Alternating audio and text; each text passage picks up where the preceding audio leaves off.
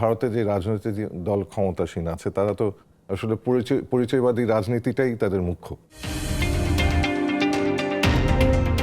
তারা নাকি ভারতের অবস্থান আনুষ্ঠানিকভাবে তিস্তার ব্যাপারে বাংলাদেশকে জানিয়ে দিয়েছে, ঢাকাকে জানিয়ে দিয়েছে।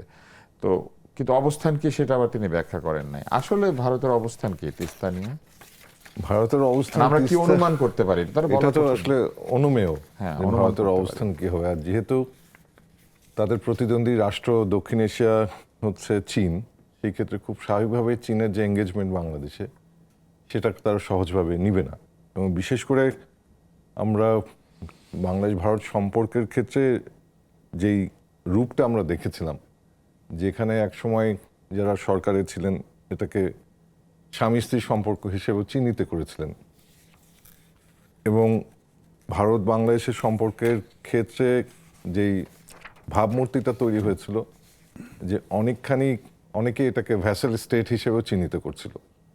এবং বিশেষ করে যারা এখানে তখন ক্ষমতাসীন ছিলেন তাদের সাথে যে সম্পর্কটা খুবই একপেশে একটা সম্পর্ক ছিল। ইভেন সেই সময়কার যিনি প্রধানমন্ত্রী ছিলেন তিনি, আমি যদি ভুল না করি, তার একটা স্টেটমেন্টও ছিল যে উনি যা দিয়েছেন এটা কৃতজ্ঞ থাকা লাগবে, এটা কৃতজ্ঞ থাকা লাগবে। তো তার মানে হচ্ছে ভারতের সব আকাঙ্ক্ষা, যে আকাঙ্ক্ষাগুলো ছিল নিরাপত্তাগত দিক থেকে কিংবা অর্থনৈতিক স্বার্থ, এনার্জির ক্ষেত্রে আমরা ওভার ডিপেন্ডেন্ট হয়েছি, সব কিছু মিলিয়ে যে পরিবর্তন, সেই পরিবর্তনটার মধ্য দিয়ে ভারতের স্বার্থ রক্ষার ক্ষেত্রে এক ধরনের আশঙ্কা ভারতের তৈরি হয়েছে।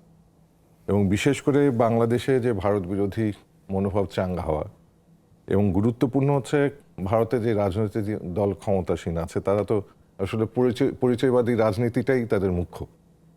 এবং যার ফলে বাংলাদেশ যেহেতু পরিচয়বাদীর দিক থেকে ওখানে যারা মাইনরিটি এখানে তারা মেজরিটি, যার জন্য এক ধরনের স্পর্শকাতরতা তো আছেই। এবং তাদের রাজনীতিতে বিশেষ করে এই অঞ্চলে বাংলাদেশে যতটা পরিচয়বাদী রাজনীতি শক্তিশালী হয় সেখানেও কিন্তু পরিচয়বাদী রাজনীতি শক্তিশালী হয়। এবং পশ্চিমবঙ্গে বিজেপি যে ক্ষমতায় আসা, তার অনেকগুলো কারণের মধ্যে একটা কারণ হচ্ছে যে আমরা বিশেষ করে আমরা 5ই আগস্টের পরিবর্তনের মধ্য দিয়ে অন্তর্বর্তী সরকার থাকাকালীন সময় বাংলাদেশে দেখেছি এই পরিচয়বাদী রাজনীতি এবং সংখ্যাগরিষ্ঠের পরিচয় রাজনীতি, যে পপুলিজম, সেটা উত্তরোত্তর বৃদ্ধি পেয়েছে।